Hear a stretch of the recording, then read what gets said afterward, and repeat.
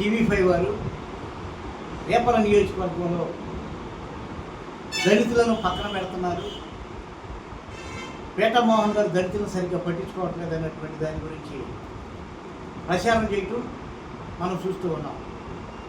అయితే ఎస్సీలు కానీ దళిత క్రైస్తవులు కానీ ఎక్కువగా ఎప్పుడు జగన్మోహన్ రెడ్డి గారు ఎంపీ ఉంటారు.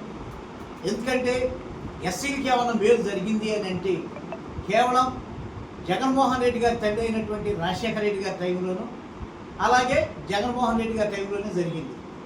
జగన్మోహన్ రెడ్డి గారి తండ్రి అయినటువంటి రాజశేఖర రెడ్డి గారికి పేదలకు ఏం చేశాడంటే 108 పథకం పెట్టాడు, అలాగే ఫీజు రియంబర్స్మెంట్ పథకాన్ని పెట్టాడు, అలాగే ఆరోగ్యశ్రీ పథకాన్ని పెట్టి పేదలకి ఎంతో అండగా ఆదుకున్నటువంటి పార్టీ ఏదన్నా ఉందంటే కాంగ్రెస్ తర్వాత ఈ వైఎస్ఆర్ పార్టీ.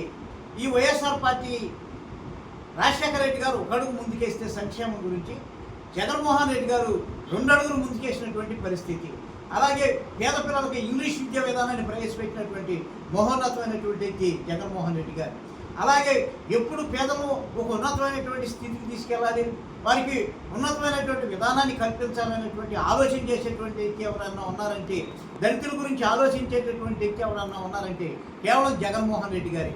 అలాగే ఈ జగన్మోహన్ రెడ్డి గారిని మరలా ఈ దళిత క్రైస్తవులు ఎస్సీలంతా కూడా కష్టపడి ముఖ్యమంత్రిని చేసే వరకు కూడా మేము శ్రమిస్తూనే ఉంటాం, కష్టపడుతూనే ఉంటాం.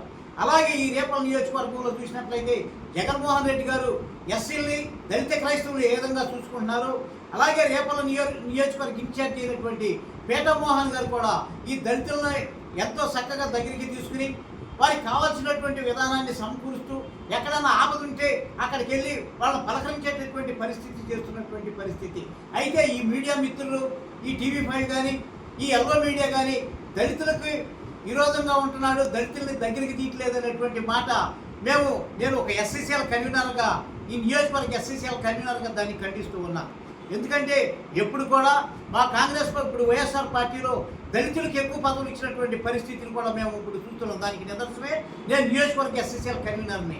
కాబట్టి ఈ ఎల్లో మీడియా కానీ టీవీ5 కానీ దళితులను వైఎస్ఆర్ పార్టీని ఎడవం చేసేటటువంటి మాటలు మాట్లాడటం మేము సహించుకోమని వీడియో ద్వారా మీకు తెలియపరుస్తున్నాం.